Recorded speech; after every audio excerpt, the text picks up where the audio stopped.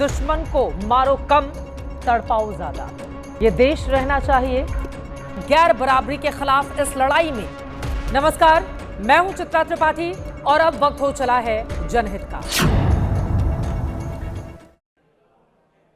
Orient bell tiles studio से आप देख रहे हैं एबीपी न्यूज। नमस्कार, मैं हूं चित्रा त्रिपाठी और आप देखना शुरू कर चुके हैं जनहित। गृहमंत्री अमित शाह ने बंगाल का चुनावी एजेंडा आज सेट कर दिया है। दौरे के अपने दूसरे दिन गृहमंत्री ने बाकायदा प्रेस कॉन्फ्रेंस कर 6 मुद्दों पर ममता सरकार को घेरा है और आज जनहित की शुरुआत इसी बंगाल की स्टोरी के साथ। ये पूरी तरह से साफ है कि भारतीय जनता पार्टी अब इन्हीं 6 मुद्दों को उछालकर बंगाल का चुनाव लड़ने की तैयारी कर रही है। भय, भ्रष्टाचार, टोलबाजी, कुशासन, घुसपैठ, बांग्ला गौरव, रक्त रंजित राजनीति के लिए बंगाल कुख्यात रहा है। बीजेपी कार्यकर्ताओं की हत्या, आम लोगों में डर, महिला सुरक्षा को बीजेपी ने अंडरलाइन किया है। मंत्रियों पर लगे करप्शन के आरोपों की फाइल को भी खोल दिया है। घुसपैठ तो बीजेपी के चुनावी एजेंडे में टॉप पर पहले से ही है। ममता बनर्जी पर हमला करते हुए अमित शाह ने कहा है कि 2026 का चुनाव घुसपैठिया भगाने और घुसपैठिया रोकने वालों के बीच होगा। सुनिए। ममता जी, मैं आज आपको इस सार्वजनिक प्रेस वार्ता में पूछना चाहता हूं कि कौन सी सरकार है बांग्लादेश की पूरी सीमा पर जो वाड़बंदी करने के लिए, बॉर्डर पर फेंसिंग करने के लिए जमीन नहीं देती है। आपकी ही सरकार है जो जमीन नहीं देती है। सिर्फ बंगाल में क्यों होती है? क्योंकि आपकी निगहबानी में घुसपैठ कराई जाती है और बंगाल को धीरे धीरे डेमोग्राफी चेंज कर कर आपकी वोट बैंक को पुख्ता कर। अगला चुनाव घुसपैठियों को निकालने के मुद्दे पर और घुसपैठ रोकने के मुद्दे पर लड़े जाने वाला है। इधर अमित शाह ने हमला किया तो उधर बांकुरा की रैली से ममता बनर्जी ने पलटवार किया और पहलगाम हमले का हवाला देते हुए गृहमंत्री पर विवादित टिप्पणी कर दी। ममता बनर्जी ने दुर्योधन, दुशासन जैसे शब्दों का इस्तेमाल करते हुए मर्यादा की लक्ष्मण रेखा लांघ दी। একজন দুঃশাসন এসছেন বাংলায়। ভোট আসলে দুর্যোধন আর দুঃশাসনরা আসেন। দুঃশাসন বাবু এসছেন, শকুনি মামার চেলা। আজকে বলছেন মমতা ব্যানার্জি জমি দেয়নি। মমতা ব্যানার্জি জমি না দিলে এই তারকেশ্বর বিষ্ণুপুর লাইন কে করে গেছে? মমতা ব্যানার্জি করে গেছে, আপনি নন। বাংলায় শুধু অনুপ্রবেশকারী, কাশ্মীরে নাকি নেই। তাই যদি সত্যি হয় বন্ধু, একটা কথার উত্তর চাই, পহেলগাঁও তাহলে কি আপনারা করলেন? দিল্লিতে কিছুদিন आगे जो घटना घटे गल। इसमें कोई दो राय नहीं है कि बंगाल में घुसपैठ बहुत बड़ी समस्या है। अभी पिछले महीने जब एसआईआर की प्रक्रिया चल रही थी तब बड़ी संख्या में बांग्लादेशी घुसपैठियों को लेकर खबरें सामने आ रही थीं। ये तस्वीरें उसी दौरान की हैं।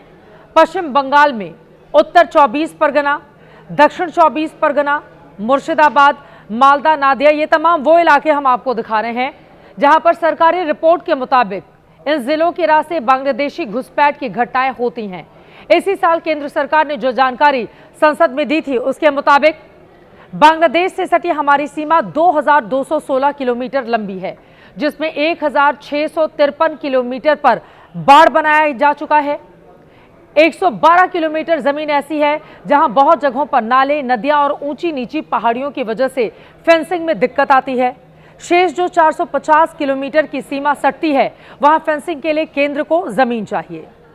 केंद्र सरकार का कहना है कि कई रिमाइंडर और मीटिंग्स के बाद भी ममता सरकार ने जमीन नहीं दी है और अब इसी बात को बीजेपी बंगाल चुनाव में लेकर पहुंच चुकी है, जिस पर जुबानी जंग छिड़ गई है। पूरे बंगाल की जनता घुसपैठियों से त्रस्त है। इतने सारे सालों से हम सुन रहे हैं घुसपैठिया घुसपैठिया घुसपैठिया। तो कितने सारे घुसपैठिया हम पकड़े और कितने सारे घुसपैठियों को मैं भेजे बांग्लादेश, इसका तो ब्यौरा कम से कम दिया करें। पूछना चाहूंगा कि बिहार में कितने घुसपैठिए पकड़े गए, झारखंड में कितने घुसपैठिए पकड़े गए, उनको तो उदाहरण देखना चाहिए था। और जहाँ कहीं जिस राज्य में चुनाव होता है, अमित शाह जी घुसपैठिए का मुद्दा उठाते हैं और वहाँ पहला SIR हुआ। SIR के बाद एक भी घुसपैठिया मिला नहीं भारतीय। तो घुसपैठिए की खोज करने गए हैं, वहाँ भी घुसपैठिए मिलेंगे नहीं। बहुत से दर्शकों के मन में यह सवाल होगा कि आखिर घुसपैठ और घुसपैठियों को बीजेपी बड़ा मुद्दा क्यों बना रही है। इसका जवाब आपको दें उसके पहले कुछ आंकड़े आपको जरूर देखने चाहिए।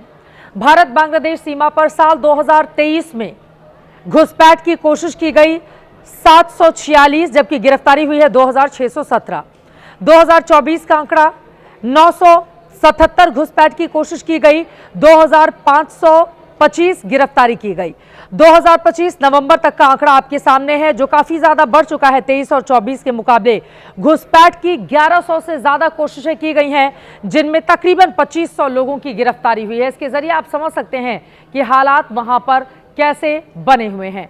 अब जब ये घुसपैठिए बांग्लादेश से चोरी छिपे भारत की सीमा में घुस आते हैं, तो फिर यहां कई अलग अलग जगहों पर वो छिप जाते हैं।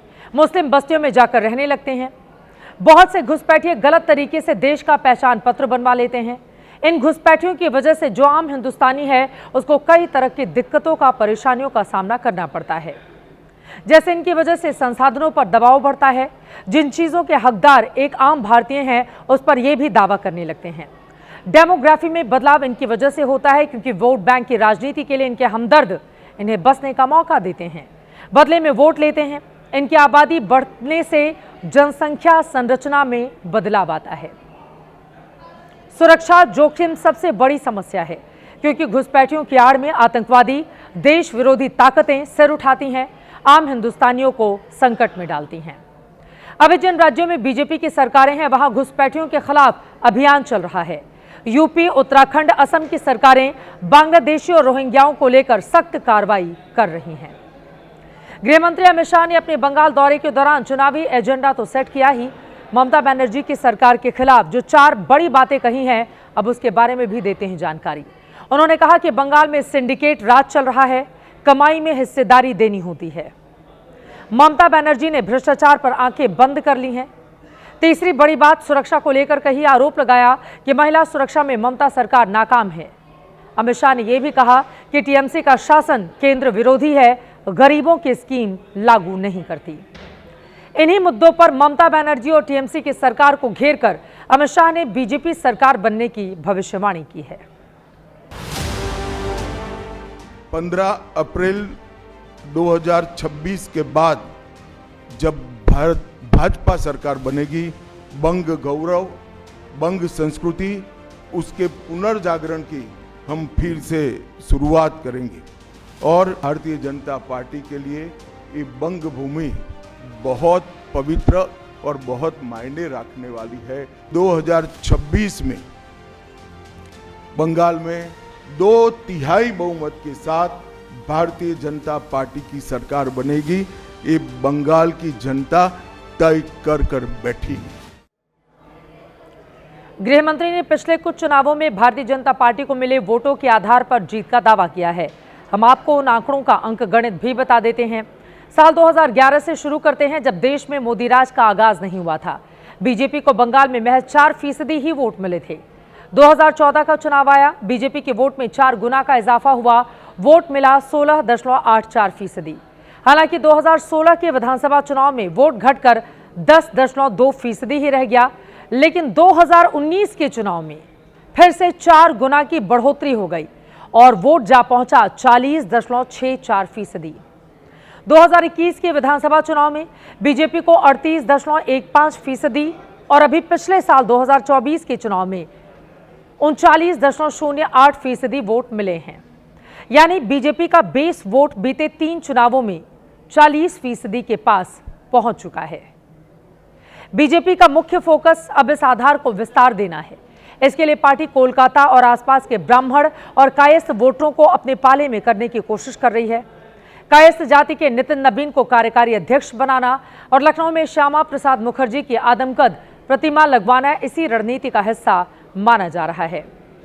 चुनाव के हिसाब से विधानसभा में सीटों की संख्या का विश्लेषण करें तो 2011 में बीजेपी के पास विधानसभा में 1 सीट भी नहीं थी। 2016 में पार्टी ने सिर्फ 3 सीटें ही जीती, लेकिन 2021 में सीधे 3 से 77 पर छलांग लगा दी। पिछले साल जो लोकसभा चुनाव हुआ उसमें पार्टी को विधानसभा की 294 में से 90 सीटों पर बढ़त हासिल हुई। इन्हीं आंकड़ों के दम पर गृह मंत्री ने बंगाल जीत का पूरा ब्लूप्रिंट तैयार किया है। आज आरएसएस के साथ मिलकर जीत की रणनीति बनाई गई, कोर ग्रुप के साथ मंथन किया। कल गृह मंत्री कार्यकर्ता सम्मेलन को संबोधित करेंगे और उसके बाद काली मंदिर भी वो जाने वाले हैं। अब पश्चिम बंगाल की सियासत में भारतीय जनता पार्टी ये जो बड़े बड़े दावे कर रही है, उनके दावों का क्या दम दिखेगा? क्या बीजेपी पहली बार बंगाल में सत्ता में आने में कामयाब रह पाएगी? इसमें लगातार हमारी नजर बनी रहेगी। जनहित में बढ़ते हैं आगे। कल मैंने आपको त्रिपुरा के छात्र एंजल चकमा की हत्या की खबर के बारे में जानकारी दी थी। आरोप लग रहे थे कि नस्लीय हिंसा में एंजल की हत्या कर दी गई, लेकिन अब हत्याकांड के खुलासे को लेकर उत्तराखंड पुलिस ने जो दावे किए हैं उनमें जवाब कम, सवाल ज्यादा हैं। लग ऐसा रहा है जैसे पुलिस लीपा पोती करने में लग गई है। देहरादून के एसएसपी अजय सिंह का दावा है कि एंजल चकमा की विभत्स हत्या में नस्ल भेद जैसा कुछ है ही नहीं। उनके मुताबिक 24 साल के एमबीए छात्र की हत्या भ्रम में हो गई। गजब की थ्योरी के साथ हाजिर हुए हैं एसएसपी। पहले देहरादून के एसएसपी का खुलासा सुनिए, फिर इस पर सुलगते सवाल भी आपके सामने रखेंगे। देखिए, जो अभी तक की इन्वेस्टिगेशन है चूंकि ओपन है और इसमें जो प्रत्यक्षदर्शी हैं या जो अक्यूज से जो इंट्रोगेशन की गई थी और जो अन्य लोगों से जानकारी गई, तो प्रथम दृष्टया इसमें ऐसी कोई बात प्रकाश में नहीं आई थी कि इसमें कोई नस्ली टिप्पणी लेकर कोई ऐसी घटना हुई है। बट सडन मोमेंट पर जो वहां पर क्लैश हुआ और जो वार्ता हुई वहां पर जो इस तरह से जो कंफ्यूजन हुआ, उसके कारण जो है ये घटना पूरी कारित हुई है। अब इस खुलासे पर देहरादून के एसएसपी से कुछ सवाल। क्या एंजल की क्रूर हत्या के चश्मदीद उनके छोटे भाई माइकल चकमा झूठ बोल रहे हैं? क्या वाकई हत्यारों ने चकमा भाइयों को चाइनीज और मोमोज नहीं कहा? अगर देहरादून के एसएसपी की बातों पर यकीन करें तो क्या एंजल के वो आखिरी शब्द सच नहीं है जब उन्होंने कातिलों के सामने कहा कि मैं चाइनीज नहीं भारतीय हूं? यकीनन पुलिसिया चाशनी में डुबो कर बोले गए शब्दों और खुलासों पर देहरादून के एसएसपी को जवाब देना ही होगा, क्योंकि मृतक एंजल के छोटे भाई माइकल की ओर से दर्ज कराई गई शिकायत में भी साफ साफ लिखा है कि शराब के नशे में धुत आरोपियों ने उनसे अभद्रता की, जाति सूचक शब्दों का इस्तेमाल किया।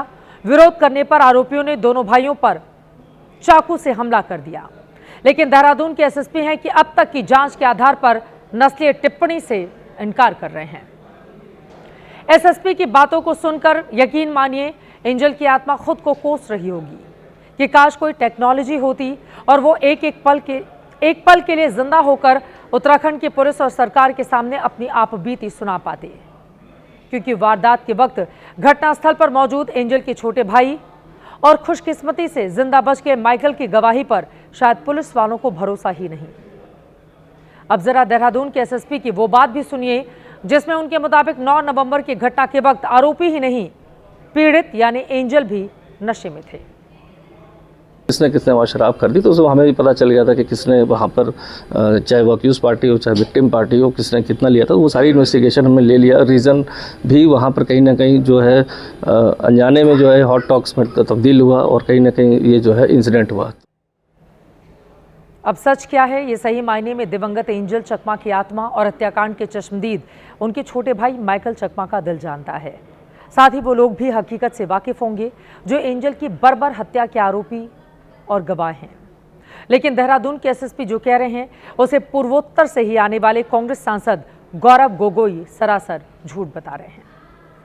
अंजल चकमा का जो भाई माइकल जो उसके साथ था, उसके बयान एसएसपी के विपरीत है, लेकिन ना भाई के बयान को तवज्जो, ना मूल अपराधी को गिरफ्तार करना और पिताजी के साथ इस प्रकार से जो एक निजी बातचीत होनी चाहिए थी उसको पूरे टीवी के लिए इसको रिकॉर्ड करना, मुझे लगता है कि बहुत इस संवेदनशील मामले में असंवेदनशील काम और बातें उत्तराखंड के सरकार की तरफ से सुनने में आ रहे हैं।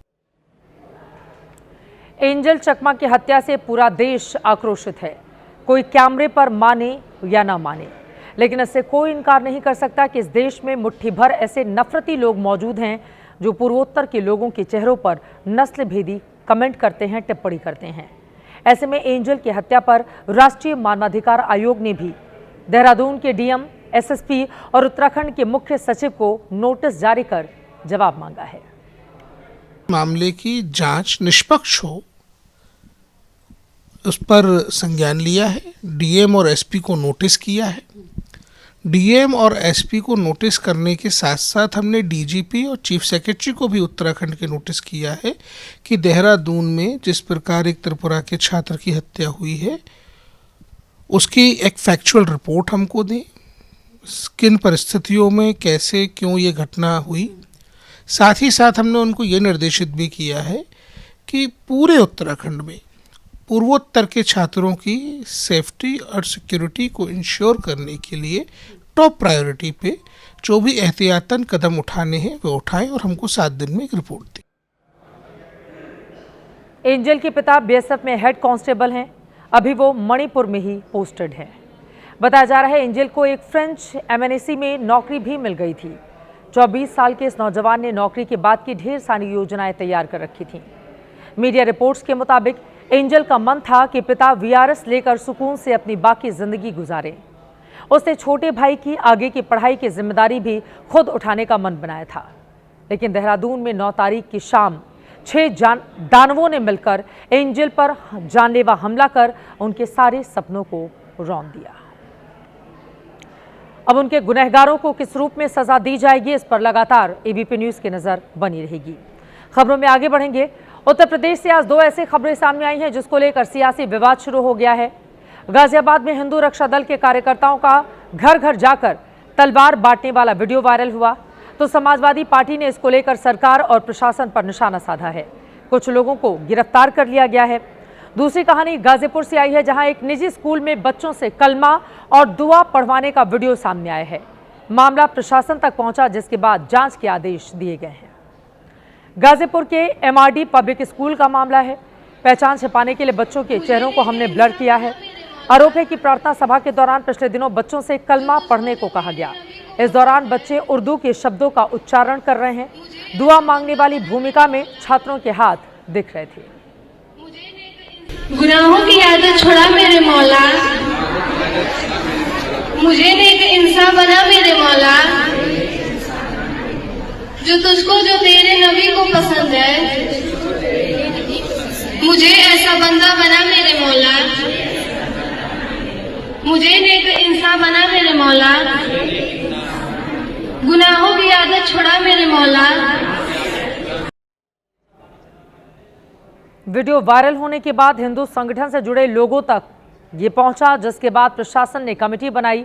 जांच के लिए कहा गया है। 700 बच्चे इस स्कूल में पढ़ते हैं। क्षत्रिय महासभा का दावा है कि छोटे छोटे बच्चों का ब्रेन वॉश किया जा रहा है।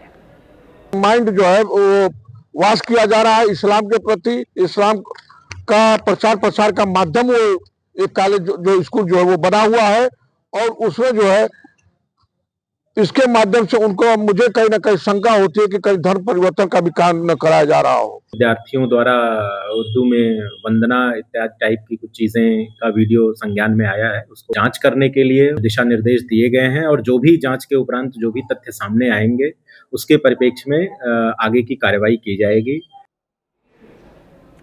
स्कूल प्रबंधन का पक्ष अभी सामने नहीं आया है। कुछ मीडिया रिपोर्ट्स में बताया गया है कि उर्दू में प्रार्थना लैंग्वेज इन लेसन कार्यक्रम के तहत कराई गई। फिलहाल पूरे मामले की जांच शुरू हो चुकी है। उधर हिंदू रक्षा दल से जुड़े कार्यकर्ताओं ने गाजियाबाद में रविवार को तलवार और फरसे बांटे, जिसका वीडियो वायरल होने के बाद राजनीति गर्मा गई है। समाजवादी पार्टी के अध्यक्ष अखिलेश यादव ने सोशल मीडिया पर तलवार बांटने का वीडियो शेयर करते हुए लिखा है, हिंसक विचार से लेकर हिंसक हथियार तक लोगों के घरों तक पहुंचाने वाले, देश की एकता और सामाजिक सौहार्द के दुश्मनों के खिलाफ कोई संज्ञान लेने वाला है क्या? हिंसा असभ्यों की निशानी होती है और कमजोर होती सत्ता की भी। मामला बढ़ने पर पुलिस भी सक्रिय हुई। संगठन के प्रमुख पिंकी चौधरी समेत 16 लोगों के खिलाफ नामजद केस दर्ज किया गया है। 30 से ज्यादा अज्ञात को भी आरोपी बनाया गया है, जिसमें से 10 लोगों को नफरत फैलाने के आरोप में गिरफ्तार किया गया। आगे बढ़ते हुए जनहित में अब बात यूपी के डिप्टी सीएम केशव प्रसाद मौर्य के उस वायरल वीडियो की कर लेते हैं जिसे सूबे की सत्ता में अंदरूनी मनमुटाव का नमूना बताया जा रहा है। पहले प्रयागराज में गंगा किनारे कैमरे में रिकॉर्ड वीडियो संवाद सुनिए, फिर आपको इसके पीछे की छिपी हुई कहानी बताएंगे।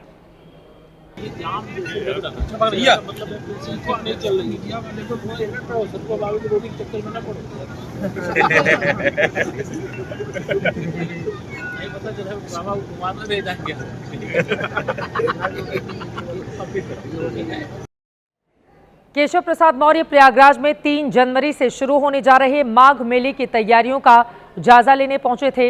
इस दौरान उनके सामने प्रशासनिक कमियां नजर आईं तो उन्होंने मौके पर मौजूद डीएम की क्लास लगा दी।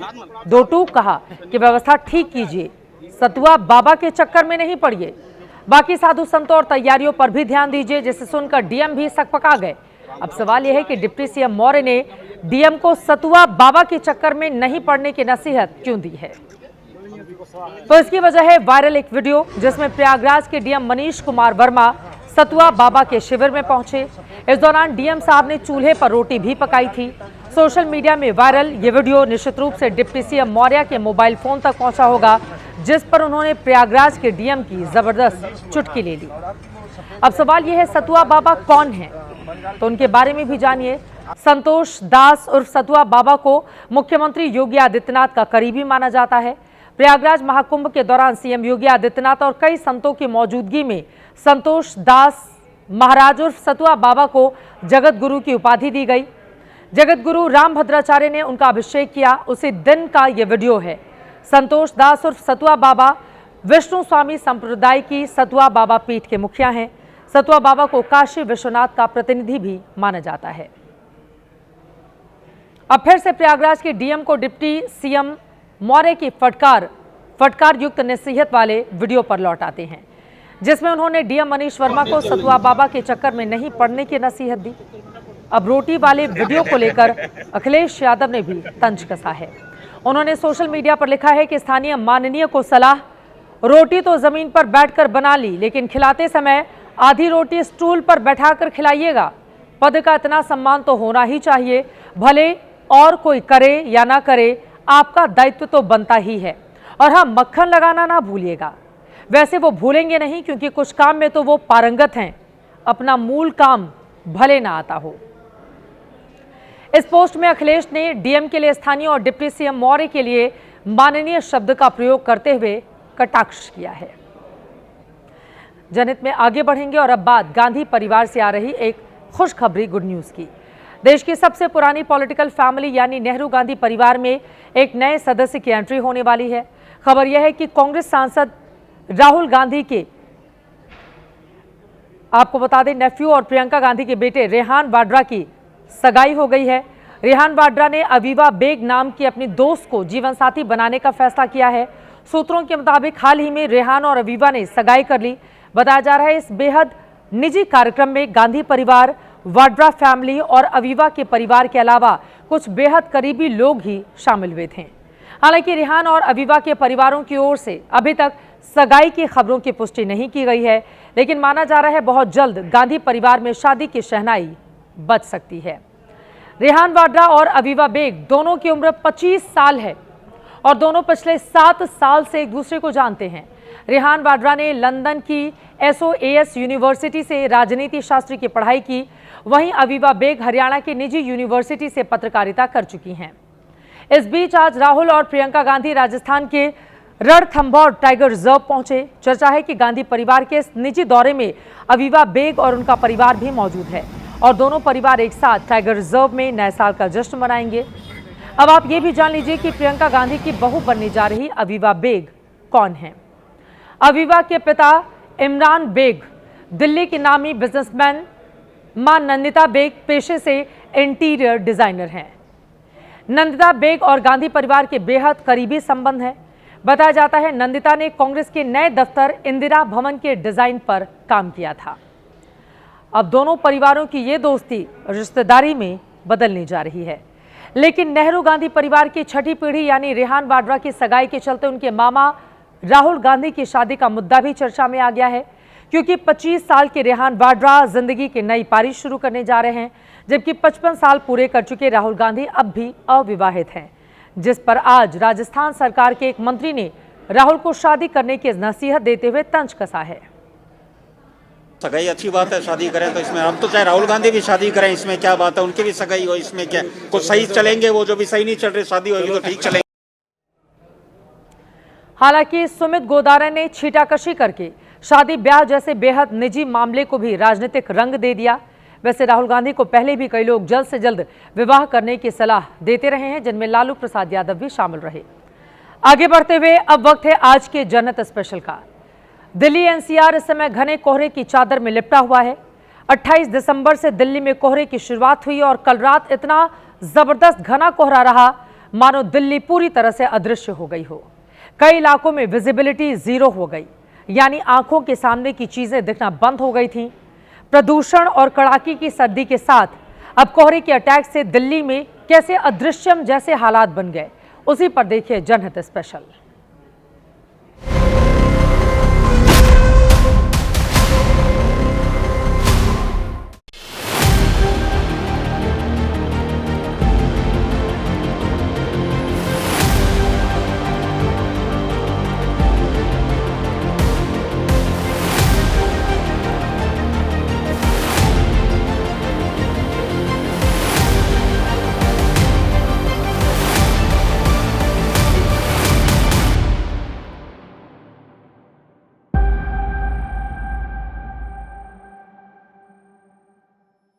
हाथ को हाथ दिखाई ना देना, यह एक हिंदी का मुहावरा है जिसका अर्थ है बहुत घना अंधेरा होना या कुछ भी स्पष्ट रूप से दिखाई ना देना। यही हाल इस वक्त पूरे दिल्ली एनसीआर का है, जहां इतना घना कोहरा है कि वाकई में सामने खड़ा इंसान या चीजें धुंधली दिखाई दे रही हैं। लोग कह रहे हैं कि दिल्ली में इतना घना कोहरा तो उन्होंने पहले कभी नहीं देखा, जिसमें सड़कें और इमारतें तक अदृश्य हो जाए। इंडिया गेट अदृश्य, संसद भवन अदृश्य,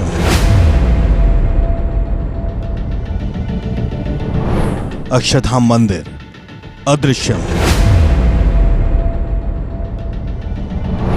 कुतुब मीनार अदृश्यम,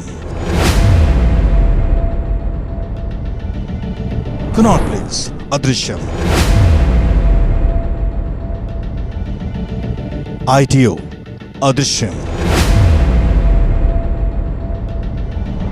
दिल्ली एयरपोर्ट अदृश्यम,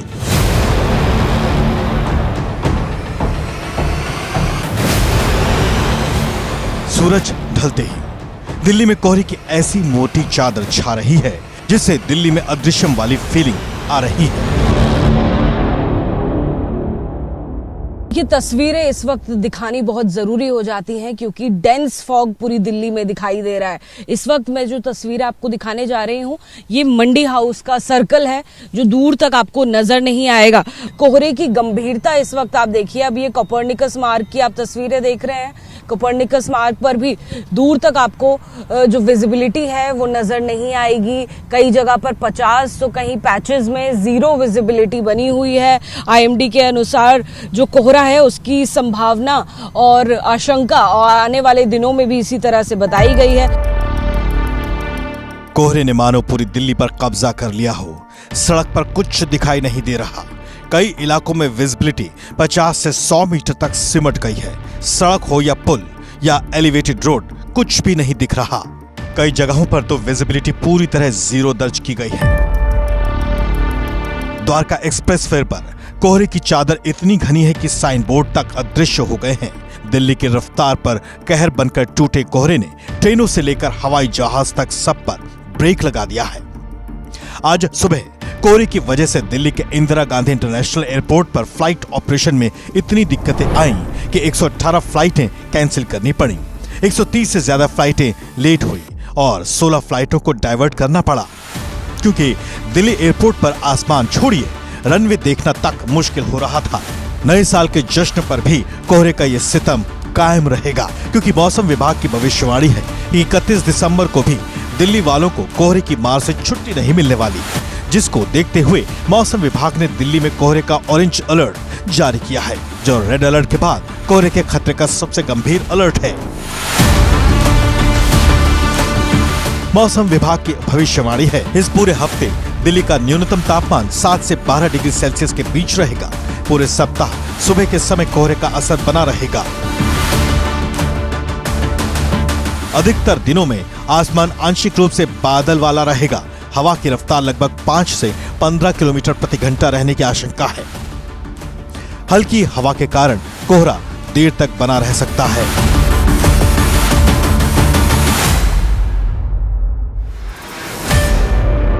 अगले 2 दिनों के दौरान कोहरा रहेगा, सुबह के समय रहेगा, और जैसे ही आप देखेंगे कि 12 बजे के आसपास धूप निकलना शुरू हो जाएगी और रात होते होते फिर से कोहरा मॉडरेट टू डेंस फॉग बन जाएगा।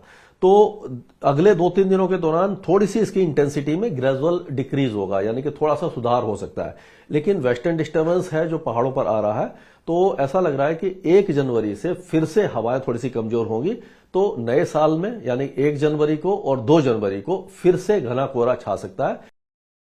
इस समय पूरी दिल्ली कोहरे की घनी चादर में लिपटी हुई है, लेकिन दिल्ली पर छाया ये धुआं सिर्फ कोहरा नहीं है, बल्कि ये कोहरे, कड़ाके की सर्दी और गंभीर प्रदूषण का ट्रिपल अटैक है, जिससे दिल्ली के कोहरे यानी फॉग को स्मॉग बना दिया है।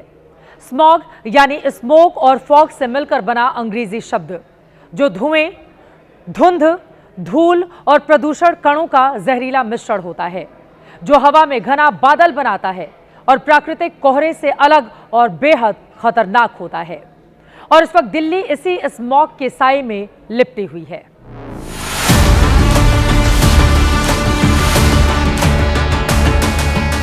स्मॉग यानी स्मोक और फॉग से मिलकर बना अंग्रेजी शब्द, जो धुएं, धुंध, धूल और प्रदूषण फैलाने वाले कणों का जहरीला मिश्रण होता है, जो हवा में घना बादल बनता है और प्राकृतिक कोहरे से अलग और बेहद खतरनाक होता है।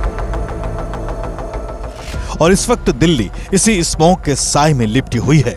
एक तरफ दिल्ली में गंभीर स्तर का कोहरा फैला हुआ है, तो दूसरी तरफ दिल्ली में AQI का लेवल 400 से ज्यादा के रिकॉर्ड लेवल पर पहुंच चुका है, और तीसरी तरफ दिल्ली का न्यूनतम तापमान 7 डिग्री तक जा गिरा है और कोल्ड वेव चल रही है। इस ट्रिपल अटैक ने दिल्ली वालों का सांस लेना मुश्किल कर दिया है। दिल्ली वालों की जान लेने वाले प्रदूषण के साथ मिलकर कोहरे ने जो कॉकटेल तैयार किया, वो स्मॉग कितना खतरनाक है ये जानकर किसी की भी सांसें अटक सकती हैं। लैंसेट और हार्वर्ड की स्टडी साफ कहती है कि दिल्ली का स्मॉग धीमा जहर है, जो लोगों की जिंदगी 5 से 10 साल तक कम कर सकता है। स्मोक से दिल का दौरा, कैंसर और ब्रेन स्ट्रोक का खतरा बढ़ता है। आंखों की बीमारियां 50% तक बढ़ सकती हैं और स्मोक एक दिन में 50 सिगरेट पीने जितना नुकसान पहुंचा सकता है। ये जो कण हैं जो फॉग के अंदर मिक्स होते हैं, तो ये स्मॉग बन जाता है। इस स्मॉग से वही दुष्प्रभाव होते हैं जो हमारे नॉर्मल पॉल्यूशन हाई होने की वजह से होते हैं, और शायद मैं कहूँगा थोड़े ज़्यादा होते हैं, बिकॉज ये बिगर पार्टिकल्स बन जाते हैं।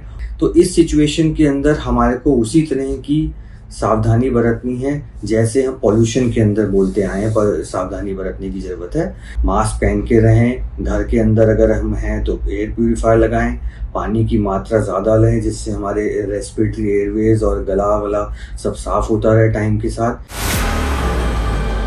लेकिन कोहरे, सर्दी और पॉल्यूशन के कॉकटेल का कहर सिर्फ दिल्ली तक सीमित नहीं।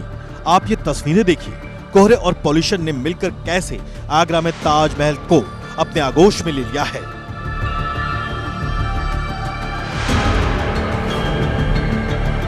गाजियाबाद में भी इतना घना स्मोग है कि विजिबिलिटी ना के बराबर हो चुकी है। नोएडा में भी यही हाल है। रात के करीब 11:15 बजे हैं और ये जो कहावत है ना, हाथ को हाथ नहीं दिखाई देने वाला कोहरा, वो इस वक्त जो है नोएडा, ग्रेटर नोएडा की सड़कों पर जो है दिखाई दे रहा है। मुरादाबाद में शीतलहर के साथ कोहरा छाया हुआ है। लोग अलाव का सहारा लेने को मजबूर हैं। कानपुर शहर भी कोहरे के कंबल में लिपटा हुआ है। शहर अलग अलग हैं, लेकिन कोहरे का असर एक जैसा है और हर कोई एक ही बात कह रहा है, बहुत कोहरा है भाई।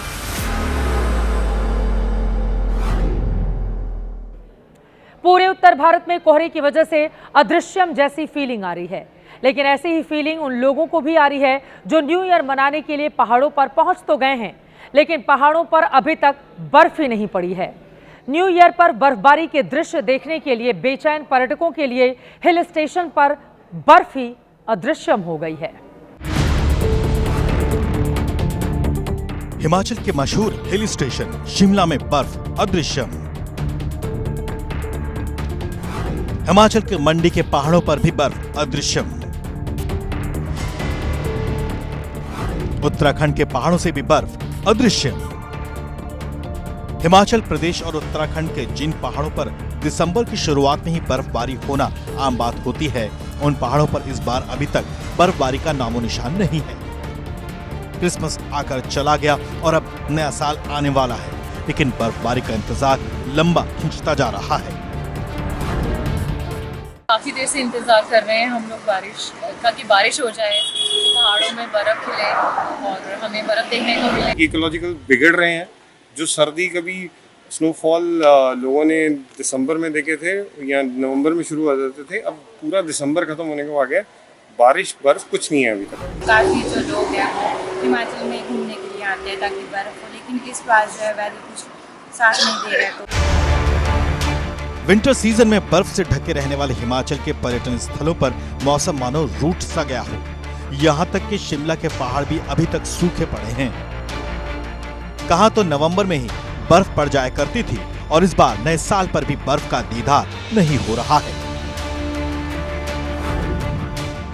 बारिशें हैं वो मुख्यतः WD के कारण रहती हैं, तो इस वर्ष नवंबर माह में भी और अभी वर्तमान दिसंबर माह में जो वेस्टर्न डिस्टेंस अप्रोच की हैं वो फीबल रही हैं, मतलब इतने एक्टिव नहीं रही हैं। और उसके चलते जो बर्फबारी जो मतलब नॉर्मली दिसंबर में तीसरे हफ्ते में देखने को मिलती थी हाई रिचेज में और शिमला डिस्ट्रिक्ट हाई रिचेज में, वो इस बार देखने को नहीं मिली।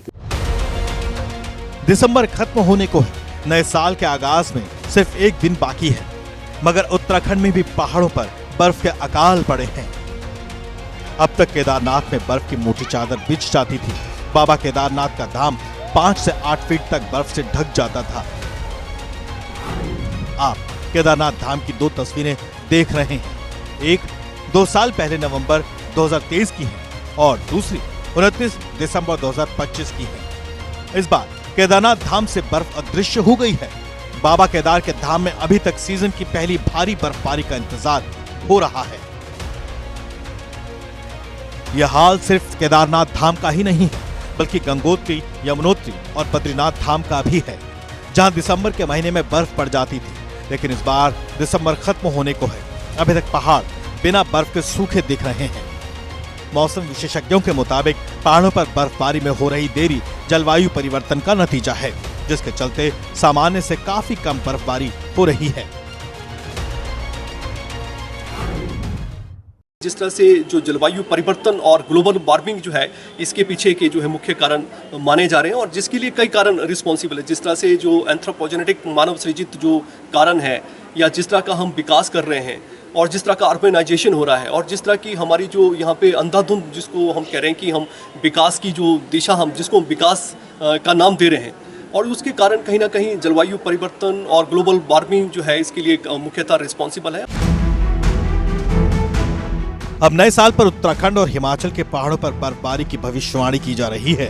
सोचिए, अभी जब पहाड़ों पर बर्फ ही नहीं पड़ रही है, तब दिल्ली समेत पूरे उत्तर भारत में ठंड और कोहरे ने कैसा कहर मचाया हुआ है। और जब पहाड़ों पर बर्फबारी हो जाएगी तो फिर कैसी सर्दी पड़ेगी, कितना कोहरा पड़ेगा।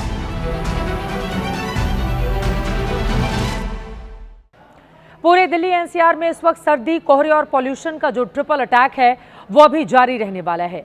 हमारी आपसे अपील है कि कोहरे में बाहर निकलते समय बहुत ज्यादा सावधानी बरतें। घर से निकलकर मास्क जरूर पहनें। रात में ड्राइविंग अवॉइड करें। यात्रा करने से पहले फ्लाइट्स और ट्रेन का स्टेटस जरूर चेक करें, तभी अपने घर से बाहर जाएं।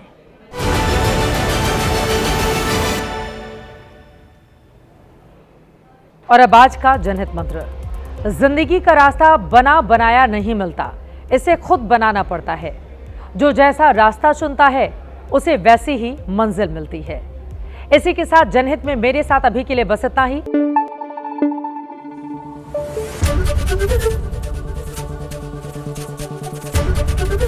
एबीपी न्यूज आपको रखे आगे।